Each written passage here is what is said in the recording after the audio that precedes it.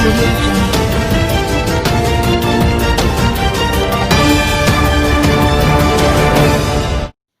नमस्कार, यूनिक आवाज़ में आपका स्वागत है।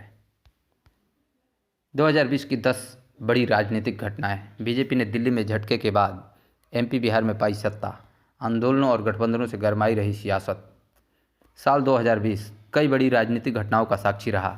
दिल्ली में अरविंद केजरीवाल ने सत्ता में हैट्रिक लगाई तो एमपी में कांग्रेस के भीतर बगावत का लाभ उठाते हुए बीजेपी ने सत्ता में वापसी की।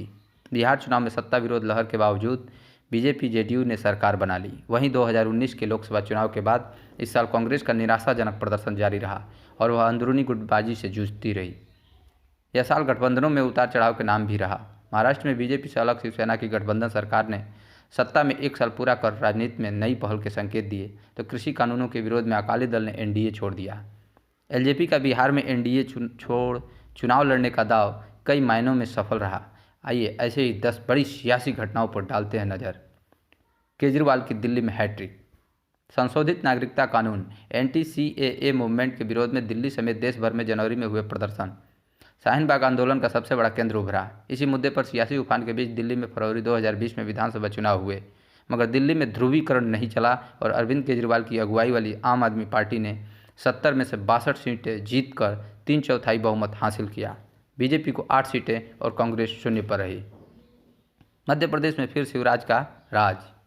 मध्य प्रदेश में मामूली बहुमत के सहारे चल रही कमलनाथ की सरकार मार्च 2020 में गिर गई। कांग्रेस के कद्दावर नेता ज्योतिरादित्य सिंधिया की अगुवाई में कांग्रेस के 25 विधायकों ने बगावत कर इस्तीफा दे दिया। करीब एक माह विधायक कर्नाटक के होटल में रहे। 23 मार्च 2020 को शिवराज सिंह चौहान फिर एमपी के मुख्यमंत्री बने। कोविड-19 की चुनौती के बीच 25 विधायकों की खाली हुई सीटों पर उपचुनाव में बीजेपी 19 सीटें जीत गई। इससे सरकार पर उसकी पकड़ और मजबूत हुई। राजस्थान में एमपी को दोहराने की नाकाम कोशिश। राजस्थान में अशोक गहलोत की सरकार को भी जुलाई 2020 में उप मुख्यमंत्री सचिन पायलट की अगुवाई में बगावत का सामना करना पड़ा। पायलट समेत 19 विधायकों ने हरियाणा में डेरा डाल दिया। गहलोत और पायलट खेमे के बीच सियासी जोर आजमाइश एक माह चलती रही। कांग्रेस के पूर्व अध्यक्ष राहुल गांधी के दखल के बाद पायलट माने। पायलट ने 10 अगस्त 2020 को सुलह समझौते की बात मान ली। अकाली दल ने एनडीए छोड़ा। शिवसेना के बाद बीजेपी के सबसे पुराने सहयोगी पार्टी अकाली दल ने भी साथ छोड़ दिया। कृषि बिलों को संसद में पारित कराने के मुद्दे पर अकाली दल ने 26 सितंबर 2020 को एनडीए से 22 साल पुराना गठबंधन तोड़ दिया। अकाली नेता हरसिमरत कौर ने केंद्रीय मंत्रिपरिषद से इस्तीफा दे दिया। एनडीए में अब आरपीआई समेत कुछ छोटे दल ही रह गए हैं। एलजेपी भी बिहार में एनडीए से अलग हो गई है।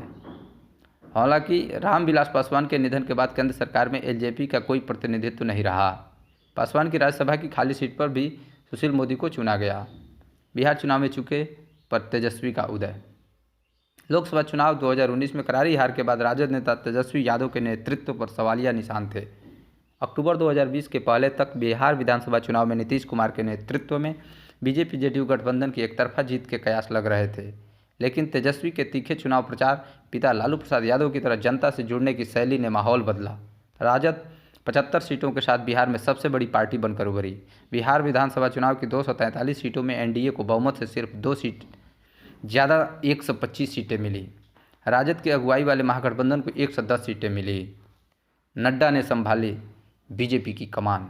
बीजेपी में अमित शाह के ऐतिहासिक कार्यकाल के बाद वरिष्ठ नेता जगत प्रसाद नड्डा यानी कि जेपी नड्डा को जनवरी 2020 में पार्टी का अध्यक्ष चुना गया। 6 अप्रैल 2020 को बीजेपी के स्थापना दिवस पर उन्होंने पद संभाला। शाह के एनडीए 2.0 में गृह मंत्रालय संभालने के बाद जुलाई 2019 में उन्हें बीजेपी का कार्यकारी अध्यक्ष बनाया गया था। नड्डा के नेतृत्व में भाजपा ने बिहार चुनाव में शानदार प्रदर्शन किया। गुजरात, कर्नाटक, मध्य प्रदेश और उत्तर प्रदेश के उपचुनाव में भी भाजपा शासित सरकारों को कामयाबी मिली। बंगाल में 2021 का विधानसभा चुनाव नड्डा के लिए बड़ा इम्तिहान होगा। कांग्रेस के 23 असंतुष्ट नेताओं ने उठाए सवाल। चुनावों में लगातार निराशाजनक प्रदर्शन के बीच कांग्रेस के शीर्ष नेतृत्व को भी असंतोष का सामना करना पड़ा। अगस्त 2020 में गुलाम नबी आज़ाद समेत कांग्रेस के 23 नेताओं का एक पत्र सामने आया। इन नेताओं में आनंद शर्मा, कपिल सिब्बल, शशि थरूर, मनीष तिवारी, भूपेंद्र सिंह हुड्डा आदि शामिल थे। पत्र में कांग्रेस अध्यक्ष सोनिया गांधी के सामने संगठन चुनाव समेत तमाम मांगें उठाई गई। कांग्रेस कार्य समिति CWC की बैठक में भी इस पर तीखी जुबानी जंग देखने को मिली। बिहार और उपचुनाव के नतीजों के बाद फिर असंतुष्ट नेताओं ने अपने तेवर जाहिर किए। किसान आंदोलन की आंच दिल्ली पहुंची। कृषि कानूनों के खिलाफ अक्टूबर के अंत में पंजाब में शुरू हुआ किसान आंदोलन फार्मर्स प्रोटेस्ट 25-26 नवंबर 2020 को दिल्ली की चौखट पर आ पहुंचा। ट्रैक्टर ट्रालियों में सवार हजारों किसानों का काफिला पानी की बौछारों, लाठीचार्ज और आंसू गैस के गोलों को झेलते हुए दिल्ली में डेरा डाल दिया।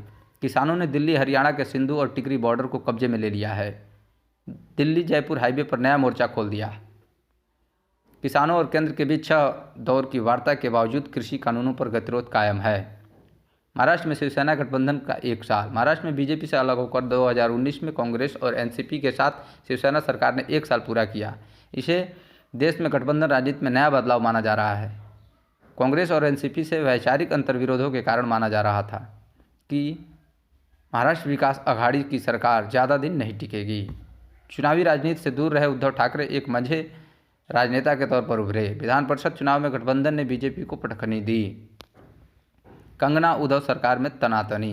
अभिनेता सुशांत सिंह राजपूत की 14 जून 2020 को मौत के बाद उठ सियासी बवंडर महाराष्ट्र से लेकर बिहार की राजनीति को हिला दिया। अभिनेत्री कंगना रनौत ने सीधे मुख्यमंत्री उद्धव ठाकरे पर हमला बोला। उनके बंगले को बीएमसी ने तोड़ा, जिसे हाई कोर्ट ने बाद में गलत ठहराया, मगर कंगना के तीखे तेवर कायम रहे। भाजपा और कुछ अन्य दल कंगना के पाले में खड़े दिखे तो अघाड़ी गठबंधन विरोध में। केंद्र से कंगना को वाई श्रेणी की सुरक्षा मिलने के मुद्दे पर भी खूब विवाद हुआ। धन्यवाद दोस्तों। अगर यह समाचार, यह जानकारी आपको पसंद आई हो तो आप हमारी यूनिक आवाज़ चैनल को सब्सक्राइब जरूर कर लें, साथ ही साथ बेल आइकन दबाना बिल्कुल न भूलें। धन्यवाद।